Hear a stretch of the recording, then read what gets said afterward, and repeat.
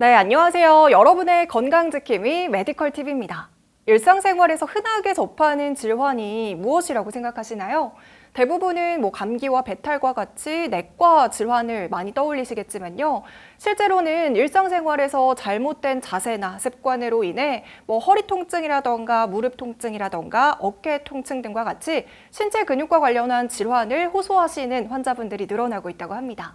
네, 그래서 오늘은 정형외과 전문의 서일학 원장님 모시고 어깨와 무릎 그리고 허리 질환에 대해서 이야기 나눠보도록 하겠습니다. 네, 원장님 안녕하세요. 네, 안녕하십니까.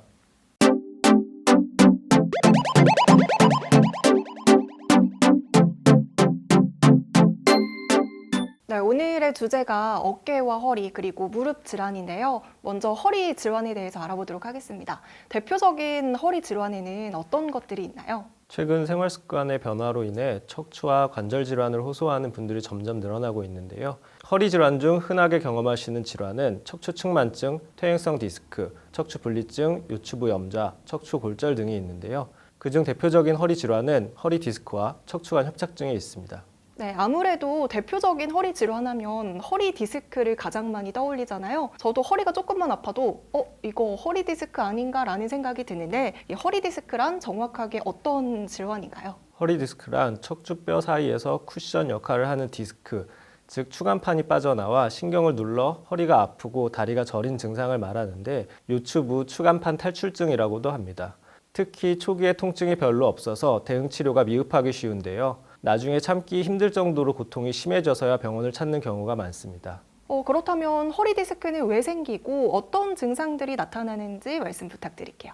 척추 질환은 각 질환마다 다양한 원인이 있기 때문에 한 가지로 딱 꼬집어서 말씀드릴 수는 없는데요. 퇴행성 변화 또는 노화가 가장 흔한 원인이라고 할 수 있으며 그 외 선천적인 요인, 외상, 감염 등도 원인이 될 수 있습니다. 증상으로는 요통과 함께 다리가 아프고 저린 방사통이 있습니다. 탈출된 추간판이 신경근을 자극해 신경근이 분포하는 다리에 감각 이상이 나타나는데 다리가 저리고 당긴다든지 서 있을 때보다 오래 앉아 있을 때 증상이 비슷하거나 혹은 오히려 더 심하면 허리 디스크를 의심할 수 있습니다.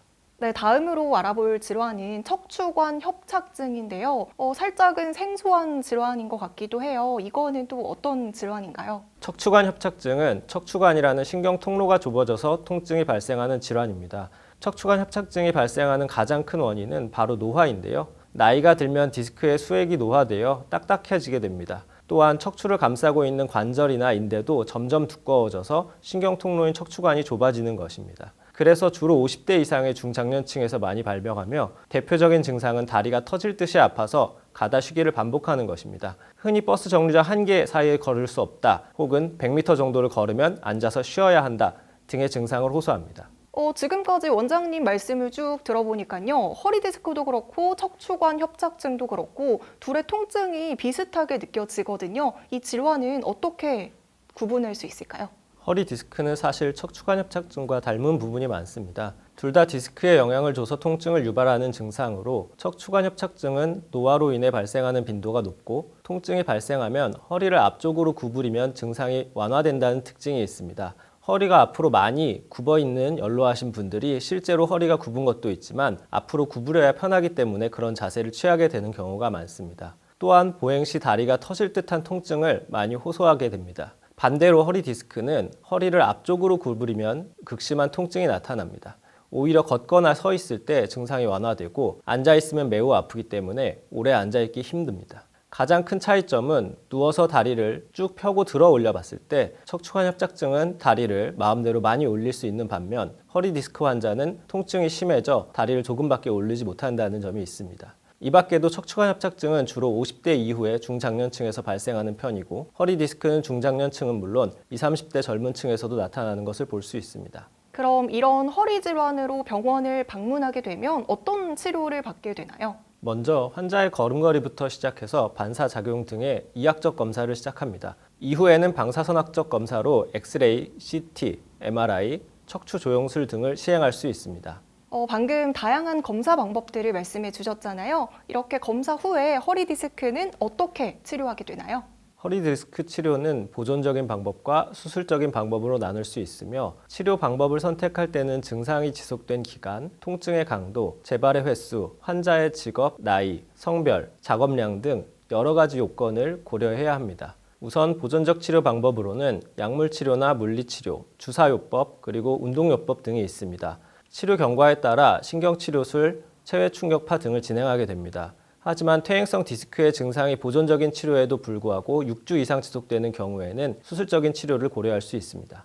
방금 말씀해주신 치료 방법들 중에서 신경치료술에 대해서 언급을 해주셨는데요. 이건 또 정확하게 어떤 치료 방법인가요?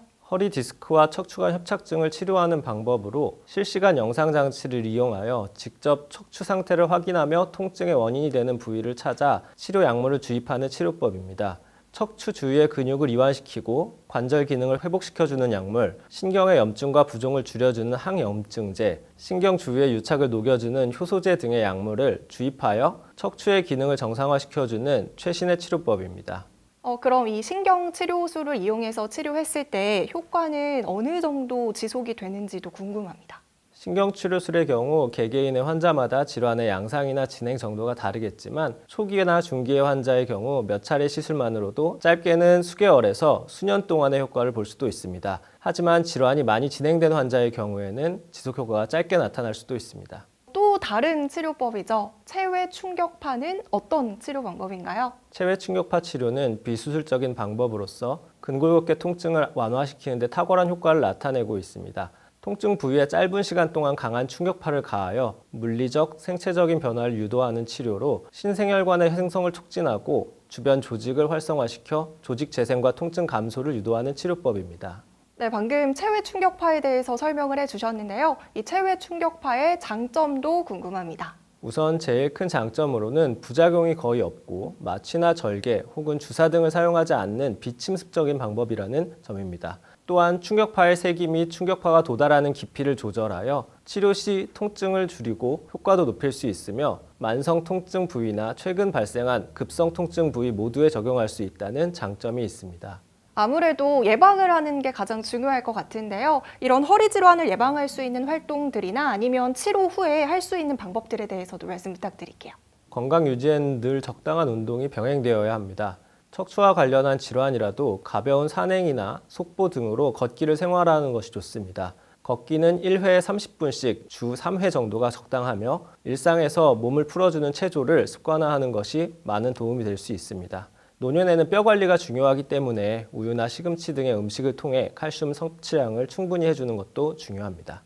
네, 다음으로 알아볼 질환은 어깨 질환입니다. 대표적인 어깨 질환에는 어떤 것들이 있나요? 환자분들이 주로 겪는 대표적인 어깨 질환은 오십견으로 알려져 있는 유착성 관절낭염, 그리고 회전근개 파열, 석회화 건염 등이 있습니다. 네, 방금 어깨 질환에는 오십견이나 회전근개 파열 그리고 석회와 건염이 있다고 들었는데요. 사실 저는 오십견은 잘 알지만 나머지 두 개 질환은 조금 생소하거든요. 각각의 질환에 대해서 설명 부탁드릴게요. 먼저 오십견은 흔히 50세 전후로 어깨를 둘러싼 관절막의 노화와 염증으로 인해서 특별한 외상 없이도 어깨가 굳어지는 질환으로 주로 어깨를 들어 올리거나 바깥쪽으로 돌릴 때 통증이 있으며 야간통으로 호소하는 경우가 많습니다. 회전근개 파열의 경우는 회전근개라는 어깨를 감싸고 있는 4개의 힘줄이 손상되거나 끊어진 상태를 말합니다. 어깨와 팔뚝의 통증을 주로 느끼게 되는데 주로 밤에 아프고 어깨를 올리거나 돌리는 동작에서 통증을 느끼게 됩니다. 파열이 심할수록 팔에 힘이 빠지는 현상이 두드러집니다. 마지막으로 석회성 건염은 어깨 관절에 석회성 물질이 쌓이면서 관절의 가동 범위가 감소하고 통증을 유발하는 질환입니다. 어깨뿐 아니라 팔뚝 부위까지 통증이 느껴지기도 하며 어깨를 누르거나 압력이 가해질 때 통증이 더 심해지기도 합니다. 그럼 이런 어깨 질환이 진단이 됐을 때 치료법은 어떻게 이루어지나요? 기본적으로는 비수술적인 치료를 원칙으로 하고 있는데요. 약물 치료, 초음파 유도 주사 치료, 체외 충격파, 물리 치료, 그리고 도수 치료가 있습니다. 하지만 지속적인 비수술적인 치료에도 불구하고 반응이 없을 경우에는 수술적인 치료를 고려해 볼 수 있습니다. 원장님께서 방금 말씀해주신 치료법 가운데서 그 초음파 유도 주사 치료에 대해서 언급을 해주셨는데요. 이건 또 정확하게 어떤 치료 방법인가요? 인체에 무해한 초음파를 이용해서 병변의 위치를 확인하고 병변 주위에 주사액을 주입해서 치료하는 것을 말합니다. 주사 바늘의 위치와 주사액이 퍼지는 방향을 확인할 수 있으며 무엇보다 주사 시술이기 때문에 피부 절개 없이 간단하게 치료할 수 있고 빠른 일상 복귀가 가능하다는 장점을 가지고 있습니다. 네, 지금까지 어깨 질환 그리고 치료 방법에 대해서 말씀을 해주셨잖아요. 그럼 건강한 어깨를 유지할 수 있는 방법에는 또 어떤 것들이 있을까요? 어깨 관절을 유연하게 관리할 수 있도록 평소 스트레칭을 자주 해주는 것이 좋습니다. 어깨 관절에 지속적으로 체중이 실리는 자세나 동작을 최대한 피하고 수면 시 옆으로 자는 습관 역시 어깨에 장시간 압력이 가해질 수 있으므로 적당한 높이의 베개를 사용하거나 보조 베개 등을 사용하여 어깨에 압력이 과도하게 가해지지 않도록 하는 습관도 도움이 됩니다. 네, 이번에는 무릎 질환으로 넘어가 보도록 하겠습니다. 원장님께서는 다양한 환자들을 보셨을 텐데요. 주로 환자들이 어떤 무릎 통증을 호소하면서 내원을 하시나요? 많은 환자분들이 잘못된 생활 습관이나 노화 또는 외상으로 인한 다양한 무릎 질환으로 병원을 내원하시게 되는데요. 주로 퇴행성 관절염, 반월상 연골판 파열, 추벽 증후군, 내외측 측부인대 손상 등의 질환이 있겠습니다. 그렇다면 무릎 질환으로 의심되는 증상은 어떻게 되나요? 무릎 질환으로 의심되는 대표적인 증상은 무릎에서 소리가 나면서 아프다, 앉았다가 일어날 때 아프다, 계단을 오르내릴 때 아프다, 관절이 붓고 열이 난다 등이 있습니다. 하지만 무릎 질환의 경우는 연령별로 증상이나 질환이 다르게 나타나는 경우가 많기 때문에 통증이 있을 경우에는 가까운 병원에 내원해 정형외과 전문의의 진료를 받아보시는 것이 좋겠습니다. 네, 아무래도 무릎 질환의 대표적인 증상이라고 한다면 두 가지를 꼽을 수가 있을 것 같은데요. 먼저 첫 번째로는 반월상 연골판 파열 그리고 퇴행성 관절염 이렇게 두 가지를 꼽을 수 있을 것 같아요. 근데 먼저 반월상 연골판 파열 이거는 조금 생소합니다. 어떤 질환인가요? 반월상 연골판 파열은 퇴행성 변화에 의해 약해져 있는 반월상 연골판이 가벼운 충격에 의해서도 손상이 되는 경우가 많기 때문에 나타나게 되는데요. 대표적인 증상으로는 통증, 뻣뻣함, 붓기가 있으며 파열된 연골판이 관절 사이에 끼이는 경우에는 무릎 잠김이라고 해서 굽혀지거나 펴지지 않는 증상이 있을 수 있는데 이런 경우에는 수술적인 치료가 필요한 경우가 많습니다.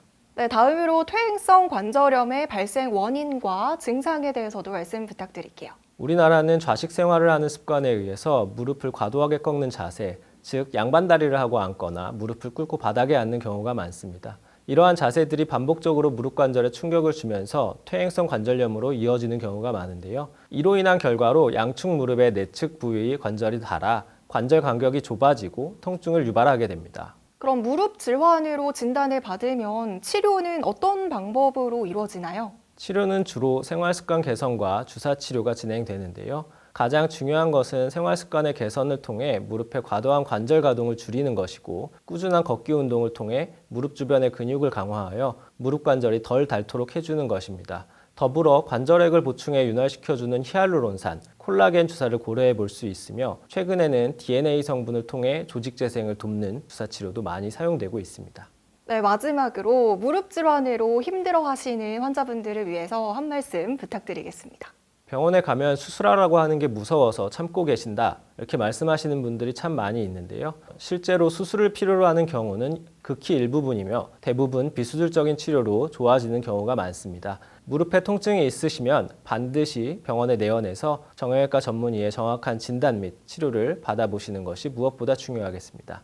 네, 이렇게 오늘은 정형외과 전문의 서일학 원장님과 함께 허리 그리고 어깨와 무릎 질환에 대해서 알아봤습니다. 원장님 말씀 감사합니다.